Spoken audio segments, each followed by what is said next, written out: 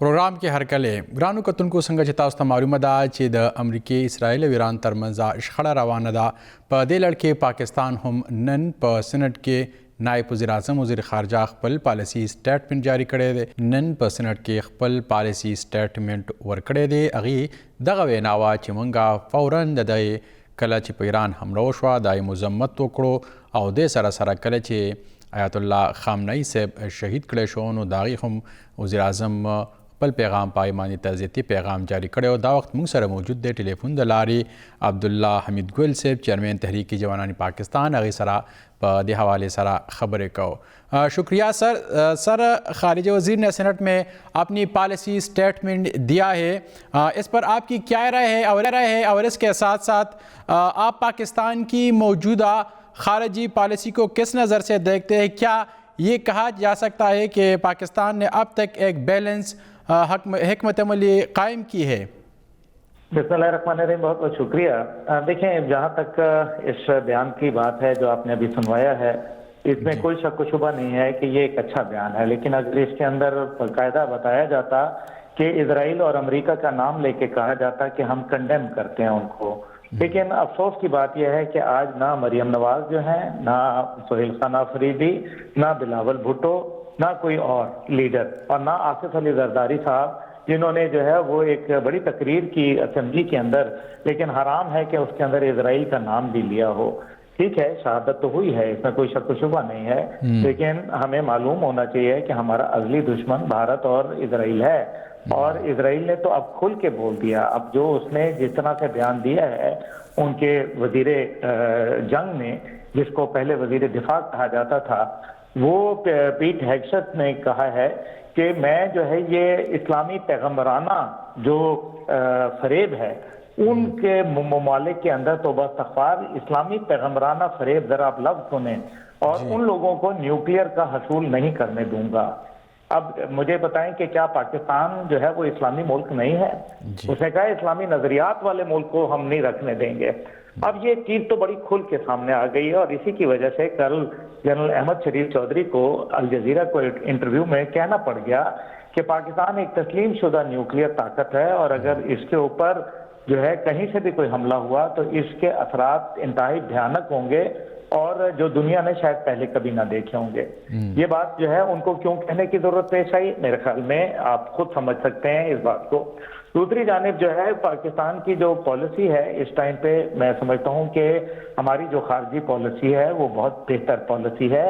فی الحال آج کل کے دنوں میں پہلے سے بہتر ہوئی ہے. پہلے ہم بہت ہی معذرت خانہ سرنڈر اور اپیزمنٹ کی پالیسی جو ہے وہ اپنائی ہوئی تھی, اور ہم جو ہے وہ ایک ہتھیار ڈال دیے ہوئے تھے, اور ہم جو ہے قلعہ بند ہو کے لڑ رہے تھے, اور ہم ڈیفینسو کی جگہ افینسو پالیسی اب اپنا لی ہے. تو یہ وہ ہے جس کو میں ضرور کہوں گا کہ یہ ایک اچھی پالیسی نسبتاً پہلے سے بہتر ہوئی ہے, لیکن ابھی بھی ہمیں اپنے دشمن کا جو ہے وہ احاطہ بڑا واضح کرنا چاہیے. ہمیں پتہ ہونا چاہیے کہ ہمارا دشمن کون ہے, اس کا واضح ہمیں بتانا چاہیے. یہ کوئی ابھی ڈھکی چھپی بات نہیں رہنی چاہیے. ٹرمپ کی زبانی کلامی تعریفیں کرنا پاکستان کی, اور عملی طور پر بھارت کو سپورٹ کرنا, یہ دیکھیے یہ بات جو کہنے کی ہے کہ جو تمام انٹرنیشنل قوانین کی وائلیشن کی ہے. ماضی میں جب ایران کے اوپر حملہ ہوا تھا تو پاکستان نے یہ کہا تھا کہ آرٹیکل 51 یونائٹڈ نیشن کے چارٹر کے مطابق ایران اپنے دفاع کا حق رکھتا ہے, جب اسرائیل نے حملہ کیا تھا. اب آپ, اور یہ سعودی عرب کا بھی بیان آیا تھا, لیکن اس بار اس میں آرٹیکل 51 کا ذکر کیوں نہیں کیا گیا کہ ایران اپنے دفاع کا حق رکھتا ہے؟ پہلی بات یہ ہے کہ یہ ایک سازش تھی. اب بات تو بڑی کلیئر آ گئی ہے کہ 2025 میں بھی جب عمان کے اندر مذاکرات ہو رہے تھے اور وہ اپنی یورینیم افزودگی کو کم کرنے کی بات کر رہے تھے, اس ٹائم پر ان پر فوراً اسرائیل نے حملہ کر دیا. اس کے بعد اب بھی انہوں نے یہی کام کیا کہ جب ایک اور دور سوئٹزرلینڈ میں شروع ہونے والا تھا عمان کے بعد, تو انہوں نے پھر حملہ کر دیا. اس کو آپ دیکھیں, صرف میں نہیں کہہ رہا, بلکہ اس کو تو کل کانگریس کی کمیٹی نے امریکہ کے اندر باقاعدہ جو ہے وہ بھی بات کہی ہے, اور جو باقاعدہ پینٹاگون نے جو بریفنگ دی ہے 90 منٹ کی, اس کے اندر جو ہے وہ تمام جو ڈیموکریٹ اور ریپبلکن بیٹھے تھے ان کے ساتھ یہی کہا کہ ایران سے تو کوئی خطرہ تھا ہی نہیں, ایران کا تو ہتھیار ہم تک جو ہے وہ رسائی نہیں رکھتا. تو یہ تو ان کے ساتھ جو ہے وہ میرے خیال میں یہ ایک زیادتی کی گئی ہے. ایپسٹین فائل جس کے اندر ڈونلڈ ٹرمپ سمیت جو ہے جو بائیڈن ہو گیا یا پھر بل گیٹ ہو گیا یا دیگر جو بل کلنٹن ہو گیا، ان سب کے گھناؤنے کردار جو ان کی بچوں کے ساتھ جو بدفعلی کے قصے ہیں وہ بڑے واضح ہیں. اس کے اندر نریندر مودی بھی شامل ہے، کیونکہ نریندر مودی کے اوپر بھی ایک بہت بڑا یہ الزام لگا رہا ہے، اور یہ خود میں نہیں کہتا بلکہ کانگریس کہہ رہی ہے بھارت کے اندر، اور وہ یہ کہہ رہے ہیں کہ نریندر مودی کے پاس کچھ نہ کچھ ایسا وہ ہے جو وہ امریکہ اور اسرائیل اس کو بلیک میل کرتے ہیں، جس کی وجہ سے نہ صرف وہ روس سے بھی اپنے تعلقات کشیدہ کر بیٹھا ہے، بلکہ حالات جو ہیں وہ یہ ہے کہ وہ اسرائیل کو جا کے گلے لگائے ہے اور ایران کو اس نے خفا کر دیا، جو کہ اس کی ایک لانگ لاسٹڈ پالیسی تھی، اور کئی جو دہائیوں سے وہ پرو ایران سلسلہ چل رہا تھا، اس نے اپنے آپ کو ایران کے حوالے سے آئسولیٹ کر دیا، جس سے یہ ثابت ہوتا ہے کہ وہ ایک آزادانہ اور خود مختارانہ پالیسی لے کے نہیں چل رہا. سر اس حوالے سے سونیا گاندھی کی بھی ایک آرٹیکل آیا ہے. جی، دا ایکسپریس کے اندر اس کا آرٹیکل آیا ہوا ہے. ایکسپریس کے اندر سونیا گاندھی نے اسی بات کو جو ہے وہ ہائی لائٹ کیا ہے. یہی میں گزارش کر رہا تھا. اب ان ساری باتوں کو اگر آپ سامنے رکھیں تو آپ کو یہ پتہ چلے گا کہ یہ جو حالات ہیں یہ بڑے گمبھیر ہو رہے ہیں، اور میرے خیال ہے کہ کشیدہ مزید ہو جائیں گے. پاکستان کو سمجھنا چاہیے کہ یہ جو افغانستان کی طرف پاکستان کا ابھی پاکستان کو پھنسایا گیا ہے، یہ اصل میں ایران جنگ کا ہی ایک گریٹر پلان ہے. کیونکہ جب نریندر مودی گیا تو تب یہ کاروائی شروع ہوئی اور پھر ایران کے اوپر بھی حملہ ہوا. تو یہ اس ٹائم پہ جو ایران ہے اس کے وہ تو ایک بہانہ ہے، اصل نشانہ پاکستان ہے. آپ خود سمجھ سکتے ہیں کہ انہوں نے کہا کہ وہ ایران کے اوپر ہم حملہ اس لیے کریں گے کیونکہ وہ نیوکلیئر کا حصول کرنا چاہ رہا ہے. ایران پہ حملہ اس لیے کریں گے کیونکہ اس کے پاس ایک میزائل پروگرام ہے، اور آپ بھی جانتے ہیں اور میں بھی جانتا ہوں کہ پاکستان ایک ڈکلیئرڈ نیوکلیئر پاور کے ساتھ ساتھ ایک بہتر میزائل ٹیکنالوجی ایران سے رکھتا ہے. تو پھر آپ مجھے بتائیں کہ آپ کی باری جو ہے وہ چھوڑ دیں گے آپ کو؟ میرے خیال میں ہم کسی غفلت میں نہ رہیں، اور یہ جو ہمارے حکمران ہیں، میں نہیں کہوں گا کہ کسی ایک آدمی کا، یہ تمام کے جو یہودیوں کے سامنے ان کی کل دبتی ہے، ان کی آواز جو ہے وہ گلے میں اٹک جاتی ہے، وہ اس وجہ سے کیونکہ ان تمام کے اثاثے جو ہیں وہ آف شور کمپنیوں میں موجود ہیں. ان کے سوئٹزرلینڈ کے اندر بینکوں میں اکاؤنٹ موجود ہیں. 330 ایسے پاکستان کے لوگ ہیں، خاندان ہیں، جن کے تقریباً اس ٹائم پہ کھربوں ڈالر جو ہے وہ باہر پڑے ہیں. 550 کھرب سے زیادہ ان کا پیسہ وہاں پڑا ہوا ہے سوئٹس بینکوں کے اندر، اور آف شور کے اندر جو ہے وہ ان کا پیسہ پڑا ہوا ہے. اب یہ اس وجہ سے نہ اسرائیل کے خلاف بول سکتے ہیں اور نہ یہ امریکہ کے خلاف کھل کے بول سکتے ہیں. یہ وہ سچائی جو میں نے آپ کو بیان کر دی. سر اس سارے صورتحال میں پاکستان کس طرح نیوٹرل رہ سکتا ہے؟ کیوں نیوٹرل رہے پاکستان؟ پہلی بات یہ ہے، مجھے یہ سمجھ نہیں آ رہی کہ پاکستان نیوٹرل کیوں رہے. پاکستان کی باری لگی ہوئی ہے. آپ دیکھیں، میں باخبر آدمی ہوں الحمدللہ. یہ ابھی 11 تاریخ کو جو ہم نے فروری کی ایکسرسائزز کی گولڈن ایگل کے نام سے، اس کے اندر 80% ہماری... سر میں بات کر رہا ہوں سعودی عرب اور ایران کی. ایران پڑوسی ملک ہے اور سعودی عرب کے ساتھ ہمارا معاہدہ ہوا ہے ریسنٹلی. اس صورتحال میں پاکستان کس طرح نیوٹرل رہ سکتا ہے؟ ہاں، یہ آپ نے بڑی اچھی بات کی. سعودی عرب کا جو معاہدہ ہمارے ساتھ دفاعی ہوا، وہ معاہدہ کیا ابھی ہوا ہے یا وہ جب افغانستان نے پاکستان پر حملہ کیا تو اس ٹائم پہ بھی ہمارا معاہدہ تھا کہیں؟ تو جو سعودی عرب نے جتنا ہمارے ساتھ کردار ادا کیا، پاکستان بھی کرے گا انشاءاللہ تعالی. جی بالکل. سر آپ نے ایپسٹین فائلز کی بات کی. یہ بھی کہا جا رہا ہے کہ ایپسٹین فائلز کو ختم کرنے کے لیے یہ جنگ شروع کیا گیا ہے، ایسا ہے کیا؟ دیکھیں، ایپسٹین فائل ایک یقیناً بہانہ ہے، لیکن آپ ذرا غور کیجئے کہ وہ نیتن یاہو کیا کہتا ہے کہ جو 40 سالہ میرا خواب تھا کہ ایران کے اوپر امریکہ حملہ کرے، ہمارے جو نسلیں ہیں، جو ہمارے بچے ہیں، وہ یاد کریں گے، وہ ڈونلڈ ٹرمپ کے شکر گزار ہوں گے. کہ اس نے جو ہے وہ یہ معاملہ کر کے دکھا دیا، حملہ کر کے دکھا دیا۔ ابھی اس حملے کا کوئی جواز نہیں ہے، یہ ایک صرف شہادت نہیں بلکہ یہ ایک ماورائے عدالت بین الاقوامی قوانین کی خلاف ورزی کرتے ہوئے قتل ہوا ہے۔ یہ ایک اسیسینیشن ہے ایک ایسے شخص کی جو کہ جس کے خلاف کوئی مقدمہ نہیں تھا، جس کے خلاف کوئی جو ہے وہ قانون نہیں تھا، اور آپ نے جو ہے اس کو اپنے بچوں کے ساتھ وہ جو 165 بچیاں شہید کر دی گئی میناب شہر کے اندر، ان کا کیا قصور تھا؟ اس سے یہ ثابت ہوتا ہے کہ دنیا کے اندر کوئی قاعدہ قانون نام کی چیز اب باقی نہیں رہی۔ اب اس ٹائم پہ جس کی لاٹھی اس کی بھینس، اس ٹائم پہ جو ٹرمپ کہتا ہے نعوذ باللہ خدائی کا دعویٰ کر بیٹھا ہے، وہ یہ کہتا ہے کہ ٹرمپ کو تو صرف ٹرمپ روک سکتا ہے، یعنی کہ وہ کہتا ہے نہ کسی وہ نیٹو کو مانتا ہے، نہ وہ کسی جو یونائٹڈ نیشن کو مانتا ہے، اور یہی وجہ ہے کہ آپ دیکھیں کہ اس جنگ کے اندر نہ برطانیہ اس کا ساتھ دے رہا ہے۔ سر کیئر سٹارمر جو اس ٹائم پہ برطانیہ کے وزیر اعظم ہیں، کل جو انہوں نے تقریر کی ہے پارلیمان کے اندر، اس میں انہوں نے یہی کہا ہے کہ ہم جو ہے ماضی میں بھی عراق میں غلطی کر چکے، یہ وہی غلطی ہے جس کو پھر بعد میں ٹونی بلیئر نے کہا کہ وہاں تو کوئی بڑی تباہی پھیلانے والا جو ہے ہتھیار موجود ہی نہیں تھا، ویپن آف ماس ڈسٹرکشن، اور پھر بھی انہوں نے 10 لاکھ لوگ جو ہے وہ وہاں شہید کر دیے۔ تو یہ 10 لاکھ مسلمان تھے، ان کا کوئی خون کا بدلہ نہیں تھا، ان کو کوئی پوچھنے والا نہیں تھا، اور یہ رجیم چینج کرنے کے لیے آئے تھے نا افغانستان کے اندر۔ تو پھر آج طالبان کے ہاتھ میں جو ہے وہ یہ رجیم دے کے چلے گئے، ویتنام میں رجیم چینج کرنے آئے تھے، ویتنام کے اندر انہی لوگوں کو رجیم دے دی، یہ عراق کے اندر گئے تھے رجیم چینج کرنے کے لیے، صدام حسین کو تو انہوں نے قتل کر دیا، لیکن اس کے بعد وہ رجیم کہاں کھڑی ہے؟ وہ آج پرو ایران حکومت وہاں موجود ہے جس کے اوپر وہ حملہ آور ہیں۔ یہ رجیم چینج کرنے گئے تھے ہیٹی کے اندر، یہ رجیم چینج کرنے گئے تھے صومالیہ کے اندر، یہ رجیم چینج کرنے گئے تھے باقی جگہوں کے اندر، یہ لاؤس کے اندر جو ہے رجیم چینج کرنے گئے تھے۔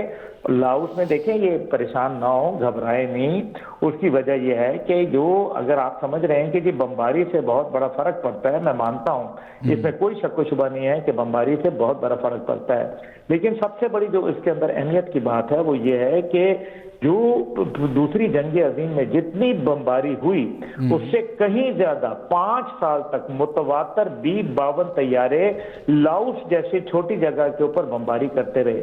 تو کیا امریکہ نے وہاں اپنا فتح کا پرچم لگا دیا یا وہاں سے شکست خوردہ ہو کے بھاگ کھڑا ہوا؟ وہ یہ صرف جو ہے نا یہ دھاندلی اور دھمکی پہ چلتے ہیں۔ ان کا یہ مشہور مقولہ ہے کہ اگر if you can't beat someone join them، اگر تم کسی کو مار نہیں سکتے تو اس کے ساتھ مل جاؤ، اور آپ دیکھ لیں کہ یہی ہوتا رہا ہے۔ یہ احمد الشرا کو جو اس ٹائم پہ صدر ہیں سیریا کے، ان کو یہ دہشت گرد قرار دیتے رہے، لیکن بعد میں پتہ چلا کہ وہ تو دہشت گرد تھے ہی نہیں، اور ان کو آج انہوں نے صدر بنا کے ویلکم کیا وائٹ ہاؤس کے اندر۔ یہ کن باتوں کے اندر ہم پڑھ رہے ہیں؟ قرآن کو کیوں نہیں مان رہے؟ قرآن واضح کہتا ہے میرے بھائی، آپ کا میرا ہم سب کا قرآن کہتا ہے یہود و نصارہ تیرے دوست نہیں ہو سکتے۔ اگر اب آپ ان کو دوست بنانا چاہتے ہیں تو آپ دیکھ لیں کل اسمبلی میں جب خطاب ہوا تو جس سے پوچھا کہ اسرائیل کے متعلق آپ کوئی جواب دے دیں، اسرائیل کا نام نہیں لے سکے۔ آپ یہ دیکھیں کہ قطر پہ حملہ ہوا تو تمام عالم اسلام کے لوگ فوراً وہاں VVI پروٹوکول لینے کے لیے تو پہنچ گئے، اور وہاں کئی ممالک ایسے تھے جنہوں نے لفظ اسرائیل تک نہیں استعمال کیا۔ او بھائی، جب آپ کی نہ غلاموں کی نہ جمہوریت ہوتی ہے نہ امریت ہوتی ہے، سیدھی سی بات ہے، اور نہ ان کی بادشاہت ہوتی ہے۔ جی بالکل سر، اگر ہم بات کریں سعودی عرب کی آئل ریفائنری پر اٹیک کی، تو ایرانی نائب وزیر خارجہ نے سعودی عرب کی آئل ریفائنری پر حملے کی تردید کی ہے۔ آپ کے خیال میں اس واقعے کے پیچھے کس کا ہاتھ ہو سکتا ہے، اور کیا اس کا مقصد سعودی عرب اور ایران کو آپس میں لڑانا ہے؟ دیکھیے، ایران اور سعودی عرب کے حالات بڑے کشیدہ رہے، لیکن آپ کو یاد ہوگا کہ جب شاہ آف ایران وہاں موجود تھے تو یہی سعودی عرب تھا جس کے ساتھ ایران کے حالات بہت اچھے تھے، شیر و شکر تھے۔ اس کے بعد جو ہے وہ حالات کشیدہ ہوئے جب ریولوشن آیا، اور اس کے بعد حالات کشیدہ رہے۔ फिर कोशिश की जब बादशाह अब्दुल्ला जो उस टाइम पे क्राउन प्रिंस थे वो एक दौरा भी करके आए ईरान के अंदर, फिर हालात कुछ बर्फ पिघली लेकिन फिर वो हालात कशीदा हो गए और फिर अब कुछ अरसे पहले पाकिस्तान की कोशिशों के साथ और दीगर ममालिक की कोशिशों के साथ अल्हम्दुलिल्लाह सऊदी अरब के और ईरान के हालात जो है बेहतर हुए और दोनों ने अपने सिफारतखाने एक दूसरे के ममालिक में खोल लिए। लेकिन अब जो हमला हुआ इसके पीछे अभी जो 6 इजरायली एजेंट मोसाद के पकड़े गए हैं, जो उनकी दहशतगर्द इंटेलिजेंस एजेंसी है, उसमें जो वहां जो जिनको यूएई और कतर में भी पकड़ा गया है, ये लोग जो थे वहां बकायदा हमले करना चाहते थे और ये वहां बम के हमले करना चाहते थे। तो ये क्यों करना चाहते थे आप खुद समझ सकते हैं। लेकिन ईरान ने ये बात बावर कराई थी कि हमारे ऊपर अगर इन बेसिस से हमले होंगे तो हम इसका जवाबी कार्रवाई करेंगे, जिसके ऊपर इन तमाम अरब और खलीजी ममालिक ने ये कहा था अमेरिका को कि आप हमारे मुल्क पर किसी किस्म की जो है वो हमला नहीं करने दें। लेकिन उसके बाद क्या हुआ कि अमेरिका ने इनकी एक न सुनी और हमले कर दिए। आज ये अरब मुल्क सोचने पे मजबूर हो चुके हैं कि जो लोग तो हमें दिफा करने आए थे उनके अपने जहाज कटी पतंग बन के गिर रहे हैं धड़ाधड़, वो अपना दिफा नहीं कर पा रहे, वो हमारा क्या दिफा करेंगे। ये मुल्क जो है ये छोटे मुल्क हैं, इनकी इकोनॉमी बड़ी जो है वो नाजुक है, बड़ी फ्रेजाइल है और टूरिज्म के ऊपर जो है वो बंधी हुई है। और इस टाइम पे 3 दुनिया की बड़ी एयरलाइंस एमिरेट्स, इत्तेहाद और कतर, ये तीनों इस टाइम पे ग्राउंडेड हैं और $1 का नुकसान हो चुका है। और इस टाइम पे जो इतलात हैं, जो अखबार जो लिखता है द हर्ड जो कि इजरायली अखबार है और ब्लूमबर्ग जो कि एक इंटरनेशनल रिप्यूटेड अखबार है, वो ये कह रहा है कि 4 दिन के टोटल इनके पास मिसाइल रोकने के सिस्टम जो कि इस टाइम पे पेट्रियट डिफेंस सिस्टम्स है, वो इनके पास 4 दिन के उसके गोला बारूद रह गया है। इससे तो वाज़ेह नजर आ रहा है और यही वजह है कि यूएई और कतर दोनों ने अमेरिका को कहा है कि सीज फायर करें। 57 घंटे गुजरे नहीं थे कि अमेरिकी सदर डोनाल्ड ट्रंप ने सीज फायर की बात कर दी। ईरान के सदर मसूद पज़ेश्कियान ने बजाय सीज फायर करने के उन्होंने कहा कि हम तो ये जंग जारी रखेंगे। अब जूं जूं खित्ते के अंदर जंग के बादल गहरे होंगे, जूं जूं यूएई और दीगर इलाकों के ऊपर ईरान के मिसाइलों की बारिश होगी, वहां का कारोबार और वहां के लोग खाली हो जाएंगे। जो बड़े बड़े होटल थे जहां लोग जो है एक एक रात के $2,000 $5,000 दे के रहते थे, आज वो होटल की बेसमेंट में छुप के एक दूसरे के साथ साथ जमीन पे बिस्तर बिछा के जो है वो लेटे हुए हैं। तो ये अगर इन्होंने हासिल किया है तो अरब दुनिया को सोचना पड़ेगा कि हम कहां खड़े हैं। अब जहां तक कि ईरान के ऊपर और सऊदी अरब का मामला है, देखें ईरान और सऊदी अरब जो है उनको आपस में मेरे ख्याल में एक अंडरस्टैंडिंग डेवलप करना जरूरी है, क्योंकि इस टाइम पे दुश्मन जो है वो ये चाहता है कि ये दोनों आपस में भिड़ जाएं।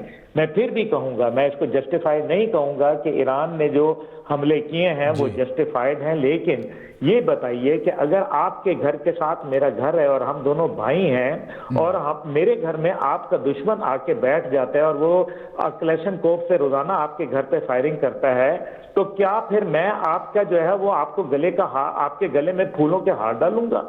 भाईजान ये तो आप मेरे से बेहतर जानते हैं, आप तो पश्तून हैं। जी बिल्कुल, बहुत शुक्रिया सर वक्त देने का।